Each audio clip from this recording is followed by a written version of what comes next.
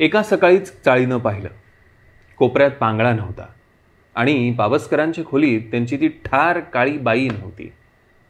प्रत्येक जण काहीतरी भयंकर घडल्याच्या आनंदात होता. नाना तऱ्हेचे तर्क वितर्क चालले होते. मोठ्यानं बोलायला हरकत नसूनही एका दुसऱ्याच्या कानात कुजबुजत होते आणि त्या कुजबुजीला काही रहस्याचा वास होता असं नव्हे, पण ऐकणाऱ्याच्या आणि सांगणाऱ्याच्या दोघांच्याही मुद्रांवर काहीतरी भयंकर ऐकल्याचा पाहिल्याचा संशय जाळी पसरत होता.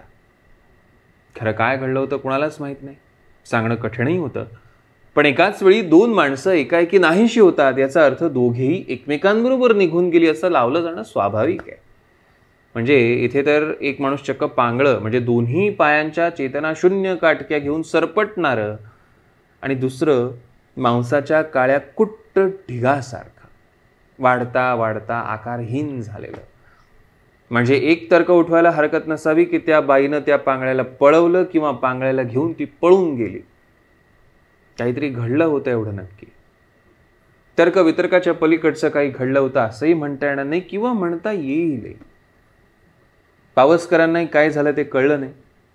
ते खोलीतनं बाहेर येताच लोकांनी त्यांना विळखा घातला. काय झालं, कुठे गेली ती दोन माणसं?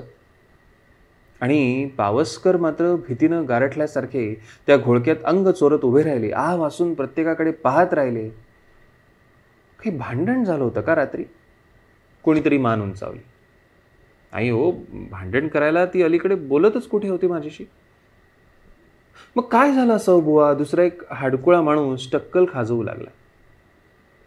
अहो, पोलिसात वर्दी द्या ना, चक्रदेव ठणठणीत शब्दात बोलले. नको नको.